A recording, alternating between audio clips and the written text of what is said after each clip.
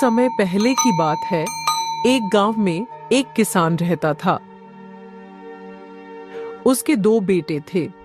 दोनों बेटों में से जो बड़ा बेटा था वह हमेशा अच्छे काम ही करता था, जैसे पक्षियों को चारा डालना, भूखों को रोटी खिलाना।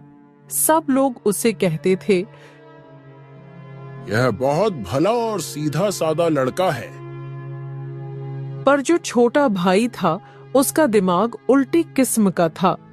वह सारे बुरे काम ही किया करता था। जब वह सारे उल्टे काम किया करता था तो घर वाले हमेशा यही कहते, हमारा तो बस एक ही बेटा है, ये तो बेकार है। जब छोटा भाई थोड़ा बड़ा हुआ तो उसे पशु चराने में लगा दिया गया। वहां पर भी वह सारे बुरे काम किया करता, पशुओं की दुर्दशा किया करता। एक दिन क्या हुआ, जब वह गायों को चरा रहा था तो एक गाय का बछड़ा जो अभी 5 से 10 दिन का ही था, गाय का सारा दूध पी गया।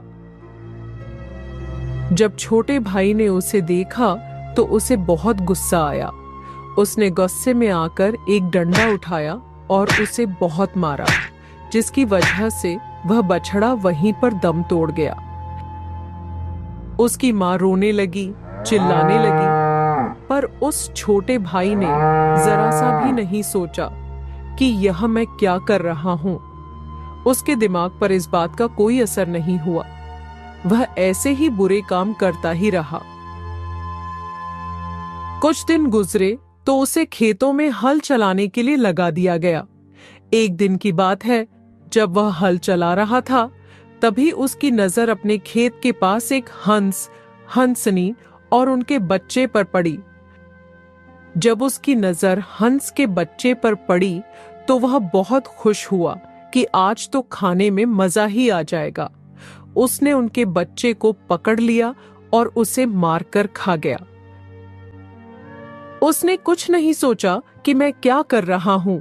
थोड़े समय बाद घर वालों ने उसकी शादी कर दी। दोनों भाई अब अलग अलग रहने लगे।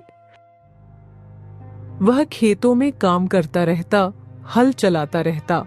ऐसे ही कई साल गुजर गए। एक दिन उसने बैठे बैठे सोचा, हमारी शादी को बहुत समय हो गया है, पर अभी तक कोई औलाद नहीं हुई। उसके मन में वह सब बातें आने लगीं कि जो मेरा बच्चा नहीं हुआ शायद इसलिए नहीं हुआ क्योंकि पीछे मैंने बहुत घटिया कर्म किए हैं। वह बस उठता बैठता यही सोचने लगा कि सारी जिंदगी मैंने कोई भी अच्छा काम नहीं किया। अब से सारे बुरे काम छोड़कर अच्छे काम ही करने हैं। अगले दिन उसने अपनी पत्नी से कहा, देखो, अब जब तुम मेरे लिए खेतों में रोटी लेकर आया करो तो रोटी 2 लोगों की लेकर आना। क्यों जी, क्या वहां कोई और आदमी भी होता है? नहीं, होता तो मैं ही अकेला हूं, पर तुम रोटी 2 लोगों की लेकर आना। जो रोटी अधिक होगी उसे मैं जानवरों को डाला करूंगा, पक्षियों को दिया करूंगा, बैलों को दिया करूंगा।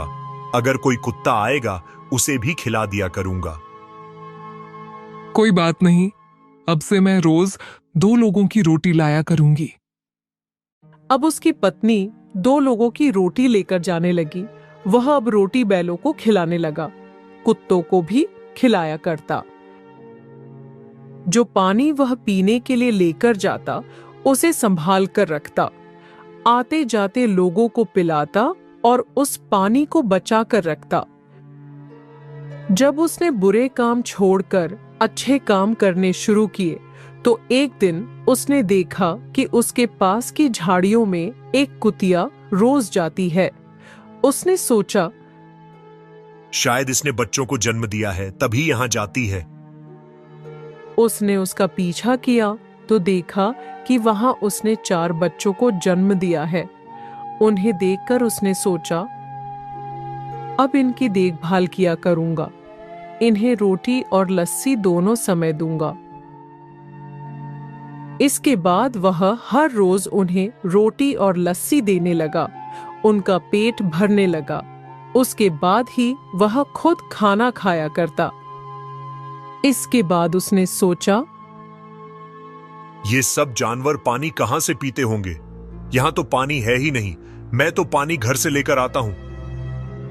मुझे इनके लिए पानी की व्यवस्था करनी चाहिए। उसने फिर एक कुआं बनाने की सोची और खुद ही कुआं खोदने लगा। कुछ ही दिनों में उसने एक कुआं तैयार कर लिया। उसके बाद उसने जगह जगह पर बर्तन रख दिए और उनमें हर रोज पानी डालना शुरू कर दिया। यह सब देखकर भगवान ने सोचा, कैसे कैसे बुरे कर्मों में डूबा रहने वाला यह मनुष्य अब अपने जीवन को कितना सुंदर बना रहा है। पहले जहां यह स्वार्थ, क्रोध और लापरवाही से भरा हुआ था, अब वहीं प्रेम, सेवा और पशु पक्षियों के लिए करुणा से उसका हृदय भर उठा है। अगर इस बदलाव को उसका फल न मिला तो संसार में कौन भले बुरे कर्मों का अंतर समझ पाएगा।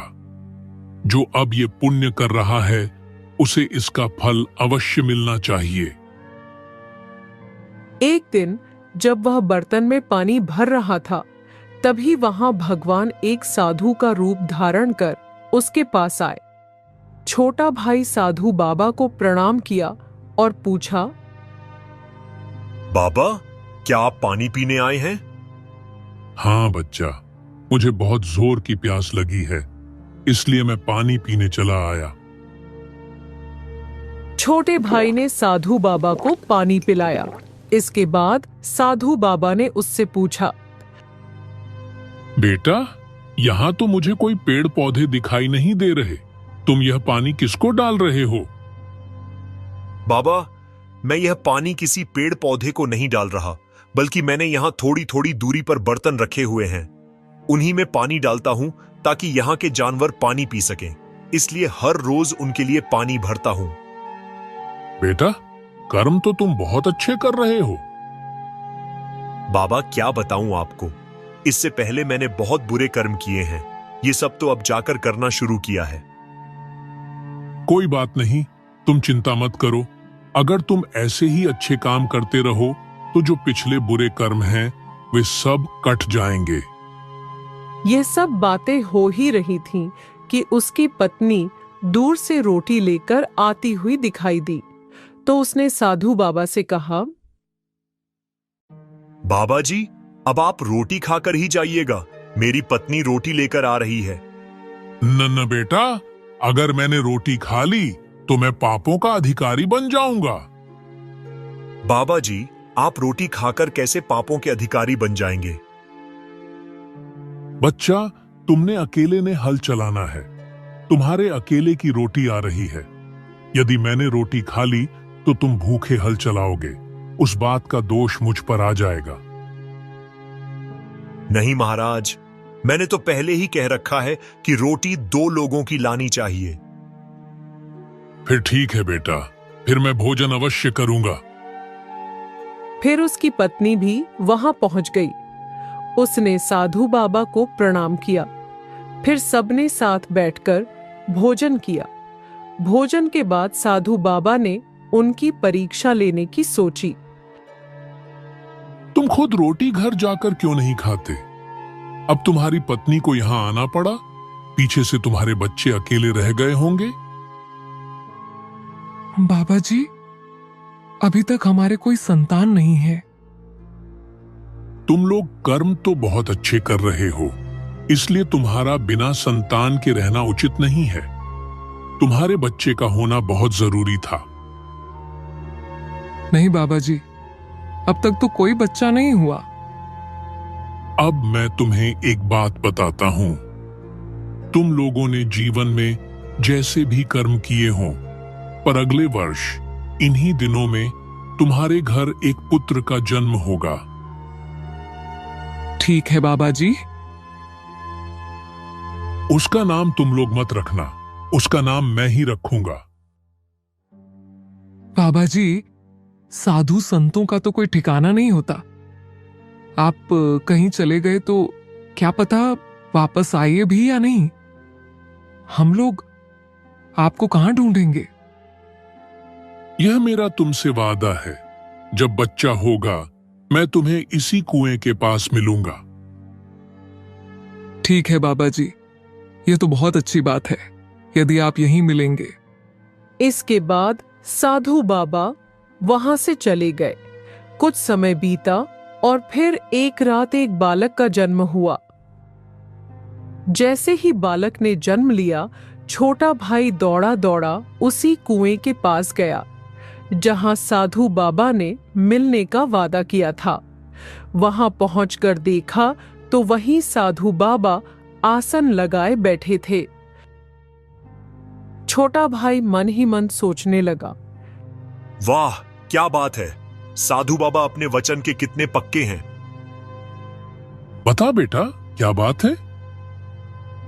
बाबा जी, रात को मेरे घर एक बालक ने जन्म लिया है। आपने कहा था कि जब वह जन्म ले तो मैं आपको बताने आऊं, इसलिए चला आया। अब आप ही कृपा करके उसका नाम रख दीजिए। नाम तो रखेंगे, लेकिन उससे पहले एक बात बताओ, जो मैं कहूंगा क्या वह बात मानोगे? जी बाबा, जरूर मानूंगा।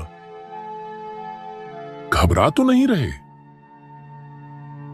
नहीं नहीं बाबा जी, मैं नहीं घबरा रहा। जो मैं कहूंगा वह करोगे? जी बाबा जी, मैं करूंगा। ठीक है, तो सुनो।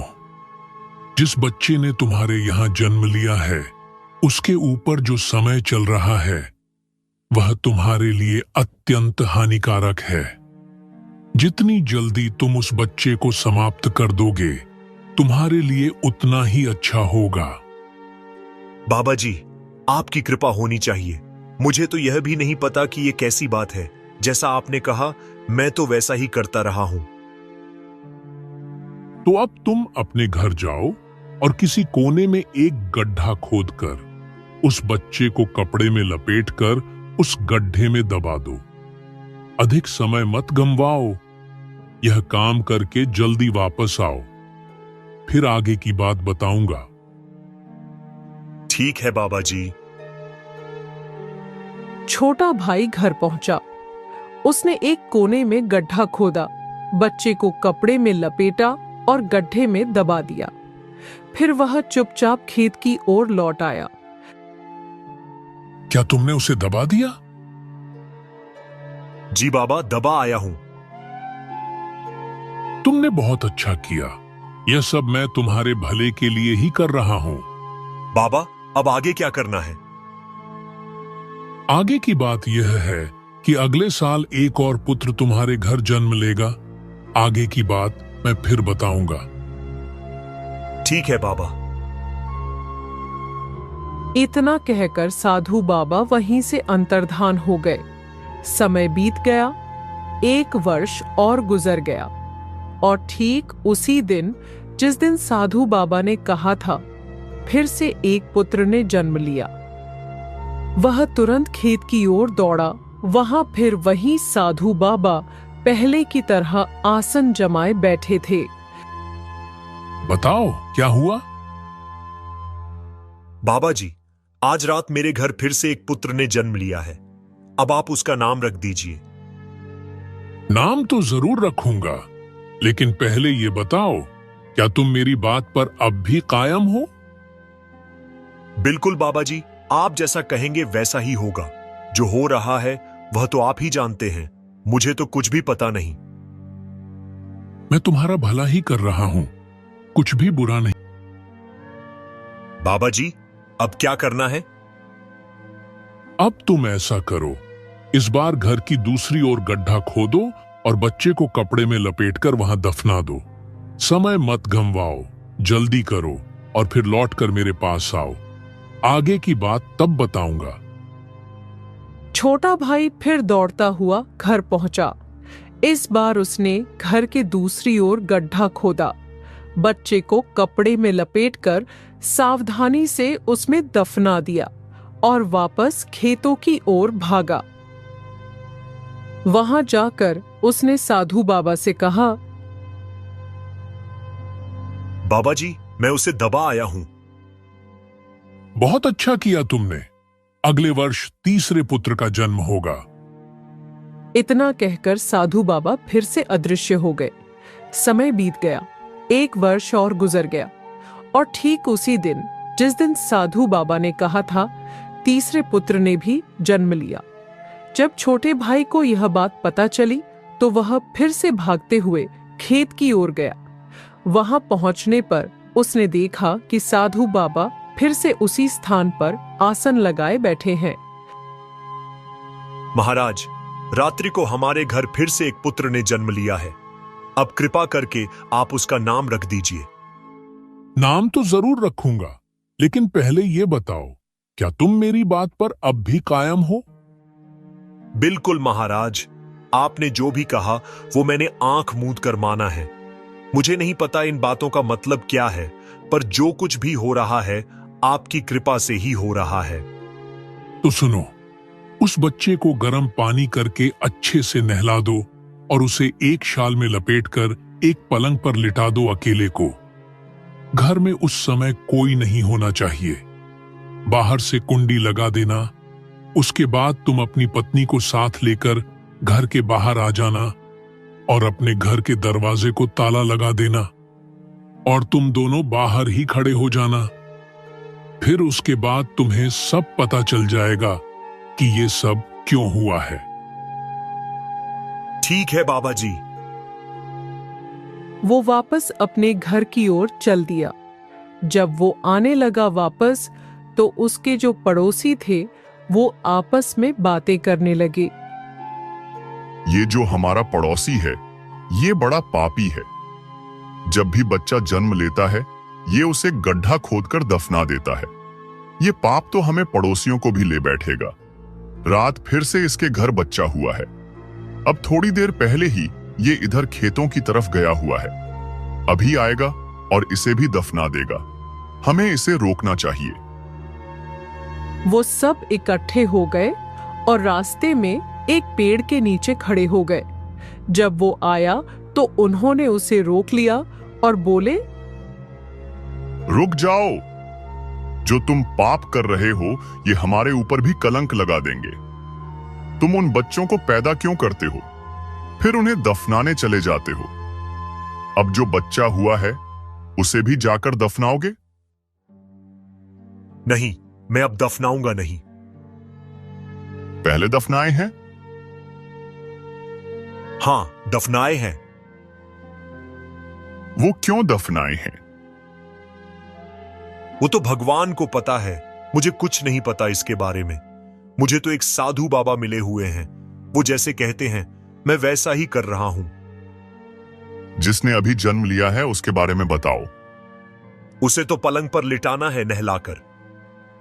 चलो इसके साथ चलते हैं, ये कोई ना कोई हरकत जरूर करेगा। वो सब उसके साथ चल दिए। इसके बाद जब वो घर गया, उसने बच्चे को लिया, पानी गर्म किया और उसे नहलाकर पलंग पर लिटा दिया। छोटा भाई बाकी लोगों से बोला, अब आप सब बाहर चलो, मैं भी चल रहा हूं। उसने अपनी पत्नी को भी साथ ले लिया। बाहर से दरवाजा लगा दिया। आंगन में आ गए। उसके बाद घर से बाहर आ गए। बाहर आकर छोटा भाई बोला, तुम लोग जरा दूर खड़े हो जाओ, हम दोनों यहीं रुकेंगे। हमें ऐसा महात्मा ने कहा है।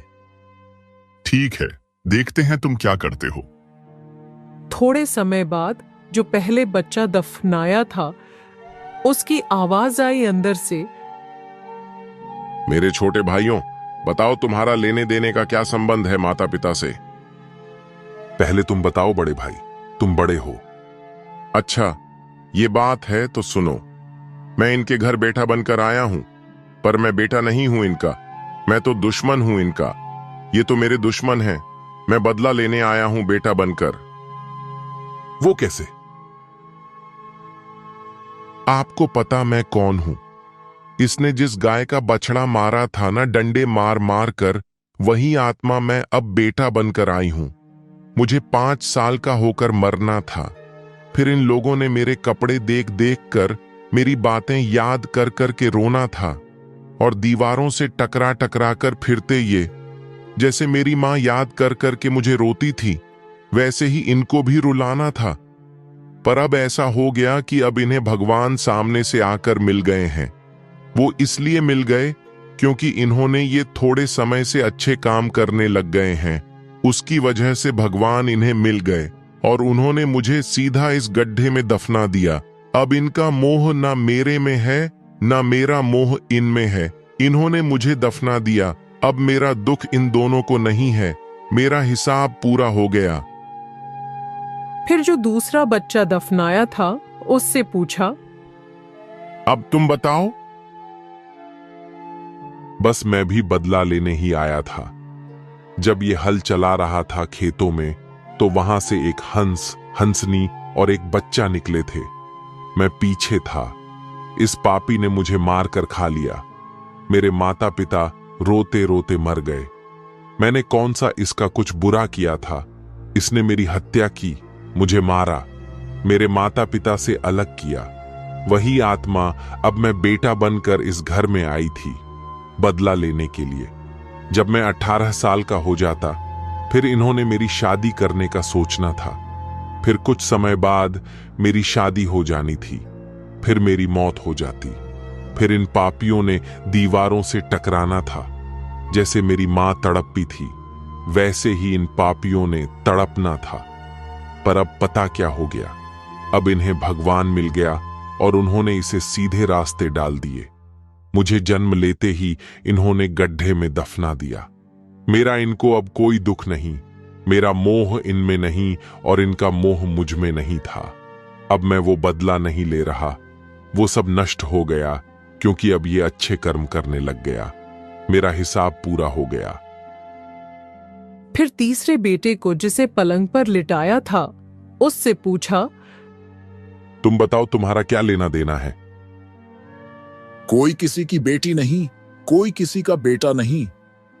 ये सब तो पिछले जन्म के देने लेने के संबंध है। आया मैं भी बेटा बनकर हूं, पर बदला लेने के लिए नहीं, बल्कि इनकी पालना करने के लिए। वो कैसे? जब मैं पिछले जन्म में एक कुत्तियाजी जून में था, तब मैंने इसके खेतों में बच्चों को जन्म दिया था। मेरे 4 बच्चे थे। ये मां रोटी लेकर जाती थी, लस्सी लेकर जाती थी।